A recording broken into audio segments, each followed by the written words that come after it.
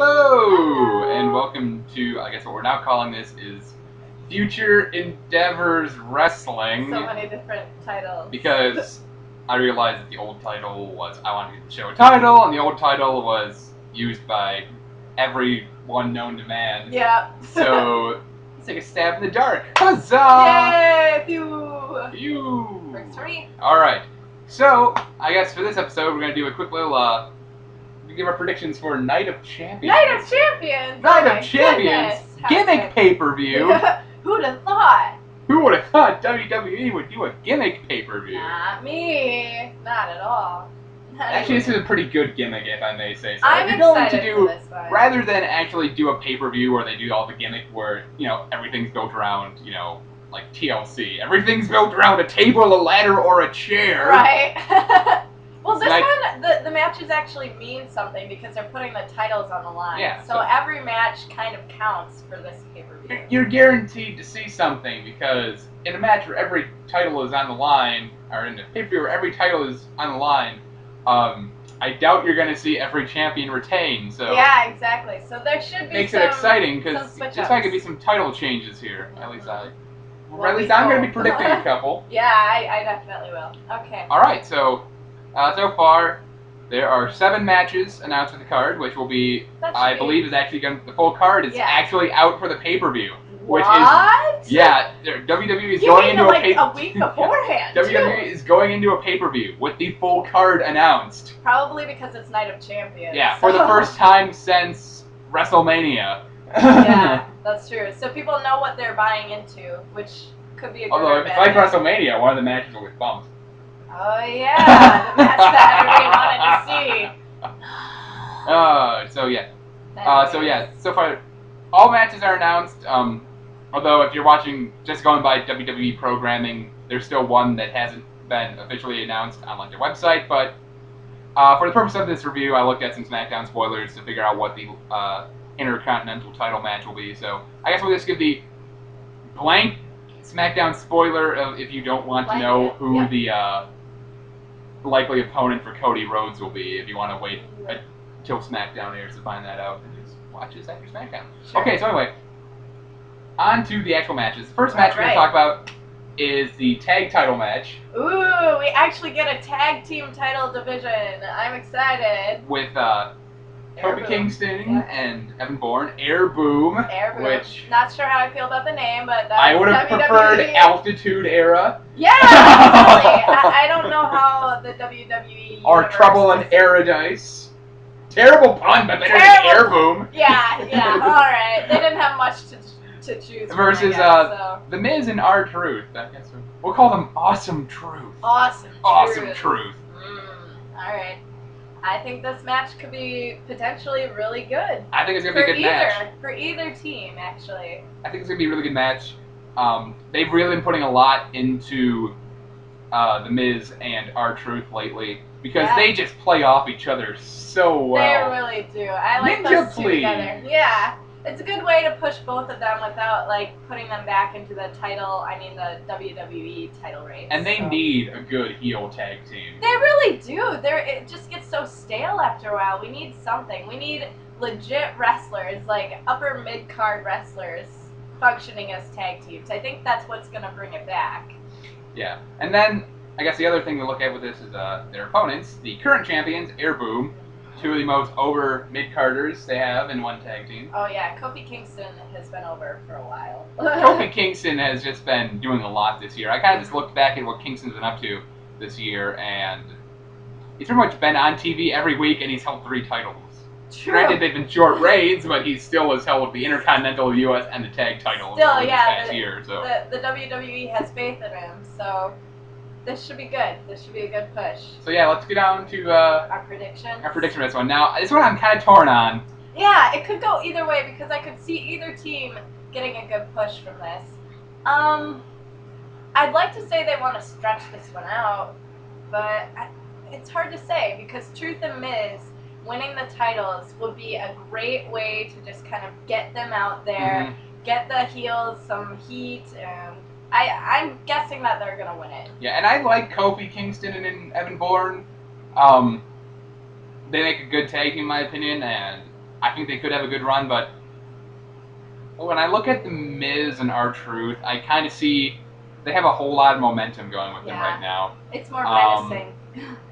And it'll bring some heat to the storyline. The other thing is I can kind of see them, Kofi and Evans kind of scream like the possibility as they are transitional champions. Yeah. Because they don't want to set up heel-heel matches too much. No. So they weren't going to do Truth and Miz taking the titles off of McGillicuddy and Otunga. No. So they needed a face to take them off of them. I agree with that. Yeah. I guess the other thing is with the next pay-per-view Hell in a Cell being in 2 weeks, part of me wants to say that it could get stretched out till then, but I think just a couple factors there. I'm going to go with Kofi, Truth, and Miz in this one. It could go either way, but I think I'm just going to... I got to go with them because they just have a good amount of heat right now, and it's got a lot of potential. Like I said, it brings a lot to the titles having heels holding them, so we'll see where it goes. And then you can always have the faces chasing the title, which is always a good thing for storyline. So it gives everybody something to do. So next up, we're going to do the Divas Championship. Yay! Kelly. Hopefully time for redemption. We got Kelly versus Beth Phoenix. Yes. I'm going to make this quick. I think Beth Phoenix is going to win. She better win. Because they put all this time into building up this thing about the model divas and the, like, real menacing divas. And it's actually gotten really heated. Yeah. Like, they're running .com stories burying the divas. And it's getting hot. Unless they're going to do the Kelly proves that the model divas have the power to overcome anything. Why would which they I don't want them to do. That would just ruin the whole momentum that they have going with this. This is the problem I have with the last pay-per-view that, you know, Beth Phoenix lost. But hopefully they'll give her the title win this time so that they don't completely bury them. That's the thing. I feel like if Beth Phoenix walks away having lost to Kelly again, which granted they lost to her via roll-up, which is the, you know, easy way out. It's like, oh, we want to have them get pinned, but we don't want to make it look dominating. We'll roll up. Fair enough. This is her chance. She Yeah. better win, or I'm gonna flip. And, well, I'll put it this way. If they wanted to make Kelly look like an incredibly strong champion, they would have had her taken out on the Go Home Raw someone bigger than Vicky Guerrero. Yeah, that's true. No one cares about If you want to make Kelly look strong, I understand she beat Natalya with a roll-up. Yeah, how is... But I just, if you want to have Kelly look strong, don't have her fight Vicky Guerrero and beat Vicky Guerrero with a roll-up. Yeah, it's time for redemption. That's it. Beth Phoenix all the way. This is going to be in my opinion, this is going to be the 5-minute Beth has her way with Kelly. Hopefully she squashes her. I will be very pleased if this is the case. It's not that I hate Kelly. I just feel like it's time this is not the time for her to be doing what she's doing. No. And with the current storyline, I feel like they need to have Beth get the title. Otherwise, she's just going to look like a complete fool. Exactly. They need to legitimize the Divas Championship. And this is the best way they can do that. Another Beth Phoenix loss to Kelly would be inching towards burial of Beth Phoenix. Yeah, I couldn't handle it. Alright, so the next match we're going to talk about is the Intercontinental title match, which we found out on SmackDown. It's Cody Rhodes versus Ted DiBiase. I love Cody Rhodes. I love Cody Rhodes. And apparently Ted DiBiase's face now. Apparently. I'm behind on SmackDown. Yeah. I kind of just look at things as they come along, but I haven't really seen a whole lot of the show. I kind of have a vague idea what's going on in SmackDown, but it's just, it's not a good time. It's not a good time. I'll make the time to sit down and watch Raw, but when it comes down to SmackDown, it's like, oh, I'll catch a couple things here and there, I suppose. Right. Only if you hear something good about it, will you go back and check it out? Yeah, this one's pretty quick and easy for me. I think Cody Rhodes is going to win this. Cody Rhodes I just don't. Win this. he got the rub by beating Orton. Yeah, they gave him that nice push. I appreciated that. Cody's the first guy to pin Orton in. Oh, I have no idea how long. This is a big deal, so At better. the very least, I would say a good 4 or 5 months. There might have been one rant. I think like R-Truth pinned Orton after he got clocked by Christian or something. It probably wasn't memorable, so. Yeah. So yeah, Cody Rhodes. This is a pretty cut and dry one for me. If Ted, I don't think Ted has the charisma to carry the title. Only thing, if they were gonna give Ted the title, they would have had, because to my understanding, Cody beat up Ted 3 weeks ago, and then they never really mentioned any kind of feud between them since until this week. All right. To set up the match. If they were really planning on giving Ted the title, they would have had this be, a top feud on SmackDown. It would have been the focus of every week. You would think on the show, as opposed to we're a week out of night champions. Ted hits Cody with something. There you go. Now they have a match. All right. Woohoo.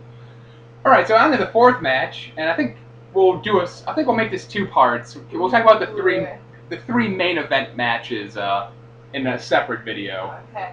Fair enough. To keep it from going a half hour. We like to ramble. We do, like we're doing right now. Anyway, so the United States title match is a fatal 4-way with the champion Dolph Ziggler versus Jack Swagger, Alex Riley, and John Morrison. This should be good. In my opinion, this could be the match that steals the show. I think so. They've got a lot of really good wrestlers in the ring all together at once. I mean, Ziggler is one of my favorite in-ring guys. Great wrestler. He's fantastic. He reminds me of Mr. Perfect more than anyone since. Oh yeah. Well, Mr. Perfect. That's kind of a redundant thing to say. But he reminds me of Mr. Perfect more than I think anyone else has in recent memory, including his actual son. And then we've got Jomo, who's going to pull out some great, high-flying moves. Jomo is always good for some spots. And I like Jomo as a worker. He does a lot of the flippy stuff, but he's really good at the flippy stuff. And Riley's Swagger, I like Swagger is, in my opinion, a solid worker. Riley. He's got the crowd behind him, I think. Yeah, Riley's got charisma in the crowd. He's got to work on his He needs to work on his in-ring work a lot. He's still very green. But some of his moves still look really nice. Like they pack a punch. So I like the TKO. Yeah. I like the spine buster always looks nice. He does a good spine buster. I like the execution. Yes. So quite. Now if he could develop moves a game other than 2 finishers and a really nice spine buster. Yeah. Then we're in session. Then he might. Then we got a good Then he's going places. Woo! Well, John Cena did it, so. We'll do a in-depth episode where we talk about our opinions on John Cena some other time. Okay. I think we got some interesting things to say. We do. Anyway. And it's not all these standard things you normally hear of. You have the people of I hate Cena versus Cena's the greatest thing ever. It's not so cut and dry. We got some good mid-ground. Yeah. So anyway, obviously there's a big thing going on about Dolph and Swagger kind of having this feud over Vicky Guerrero. Yeah, that's going to come into play for sure. Vicky will be at ringside. Vicky will be at ringside. There's going to be some shenanigans. There will be Vicky shenanigans. Oh no, Vicky shenanigans. I guess... I'm going to take kind of the one that I think a lot of people are going to say that he might not be ready for it, but I think that WWE is going to give Alex Riley this title shot here. Well, I'm not sure. I think they're going to try and build him up, and giving him the U.S. title, especially when the U.S. title is kind of at a lower end in its prestige and image right now. Like mid-card titles in WWE are kind of they don't have the same punch they used to have a little while ago. No. If they had a lot more prestige like they did back in the day, I'd probably say they wouldn't give it to Riley. But I think that they can get away with it now. I personally think that Swagger might get it. I think there might be some Vicky shenanigans that go down, and at some point Swagger's gonna pin Ziggler, or Ziggler's gonna be out of the ring when Swagger pins someone else, and then there's gonna be a feud between. Actually, I think the feud would come from Riley pinning Swagger. Maybe that could come too, but where there'd be some kind of a Vicky distraction.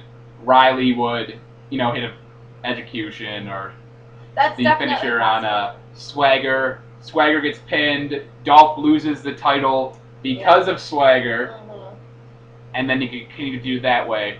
The only thing with that would be you would always have to say one of them would need to turn face in that whole thing, because heel feuds I don't know how aren't that go too over. good. Yeah. The crowd just goes. Know. The crowd doesn't know who to cheer for. I wonder who they would turn face. Maybe Ziggler. Well, it depends whoever Vicky's managing, I guess, at the end of the day. Because I'm sure Vicky gets the most heat, so whoever she's paired with will be the heel. I think Ziggler has a lot more upwards possibility than Swagger, but I don't know how Ziggler would handle being a face on his own without Vicky right now. We'll just have to see how it We'll see where this goes. Mm-hmm. But yeah, I'm going to take Alex Riley in this. Alright, well I'm picking Swags, just because I don't really have much of an opinion on this. It should be a really good match. Whoever wins, it doesn't really matter to me. It's the U.S. title, so meh. Alright, so we're going to end this video right here, and then we're going to come back with the 3 main event matches. The 2 world title matches, and the 1 non-title match with the major implications. So we will see you in a bit. Stay tuned for more.